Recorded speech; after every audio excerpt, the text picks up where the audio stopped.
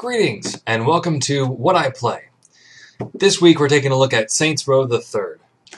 Now, what is Saints Row the Third? Well, for the sake of this video, I'm going to be referring to it as Saints Row, but that should not confuse you with the previous two titles, Saints Row and Saints Row 2. Now, all three of these games were released on the Xbox 360, though this review's video is taken from the PC version of Saints Row the Third. Saints Row was developed internally by the company THQ. THQ is known for such internally developed games as Red Faction Guerrilla, Red Faction Armageddon, Frontlines, and of course the previous two Saints Row games. Saints Row can be best described as GTA styled, but with crazy go-nuts intentions. It's completely not serious. It does include some similarities, such as car hijacking, sucks to be you,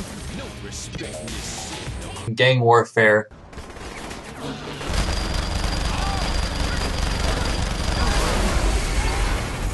and from the GTA series, a kind of kill frenzy style challenge.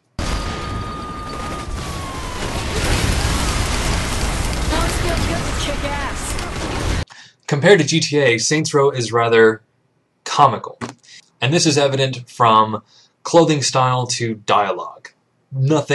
Almost nothing about this game is serious. So what's the story behind Saints Row the Third?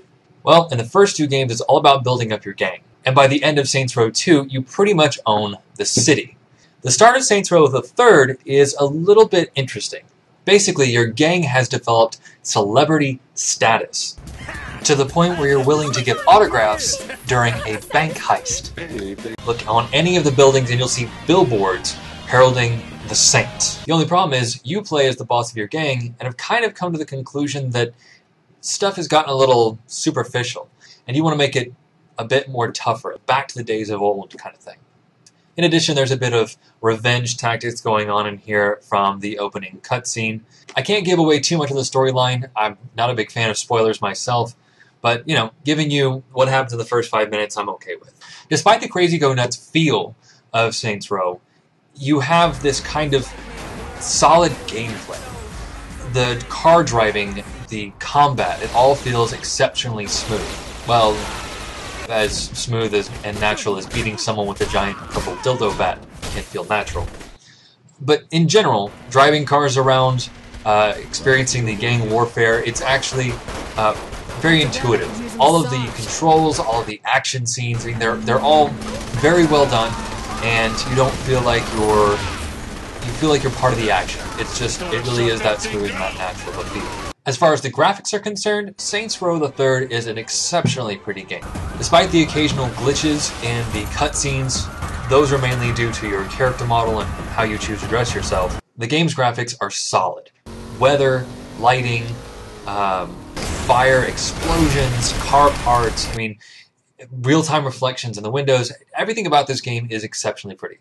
Saints Row the Third also includes multiple game modes, more or less actions that you kind of have to take in order to expand your gang's influence over the city. These things include helicopter assaults, tank destruction, insurance fraud, breaking up gang control, car theft, assassinations, and even just doing the normal story missions, which can include all of those things. Saints Row also includes a co-op option, which, as anyone who's ever played a co-op game knows, anytime you add someone else into your games, the chaos level just ramps up. And Saints Row the Third is no different.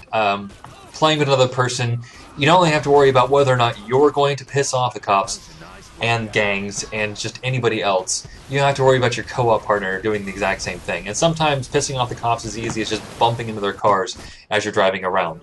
So it adds a certain level of chaos. But in addition, the speed at which that chaos goes up is astronomical. Just going through the game and having these gang fights or even cop shootouts is nothing compared to doing it with another person, because the power that you have with another person fighting alongside you just raises the stakes. You can become wanted by both gangs and the cops much faster than you could by yourself. Another nice aspect of these games is the character customization, car customization, gang customization. All of these things have tons of variety, and it's not just a matter of, a default selection for the car customizations. Every car you pick up has a different kind of customization that you can put onto it. Whether that's a spoiler on the back, a different kind of wheel, different fronts, the sides, the colors, whether it's a convertible or another kind of car. The customizations do have an end, but there are just so many choices. And not only that, but each clothing shop you go into has different outfits and different suits and different upper parts and bottom parts, and there's just tons of stuff to look through. Your objective in this game is to restore the Saints back up to where you think they should be as far as their presence in the city. You also have to take into consideration the fact that there are other gangs all throughout the city that are trying to fight against you. And of course, your job is to fight back. Overall, my thoughts about Saints Row are very good. I actually really enjoyed this game. When I first saw the Saints Row franchise, I'll admit, I judged a book by its cover, or a game box by its cover. It just seemed like gang warfare, and, I played GTA San Andreas a little bit, and that was not my cup of tea. I'm sorry, but I just really did not enjoy that.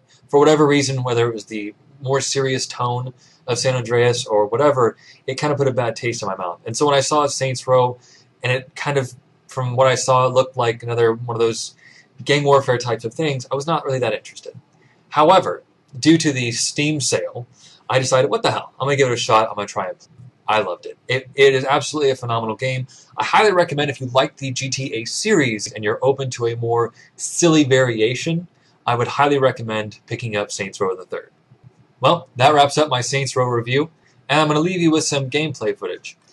Hope you've enjoyed this. Please feel free to leave your comments down below. Let me know what you think. Let me know if I can change anything to make this any better. And hope to see you next week.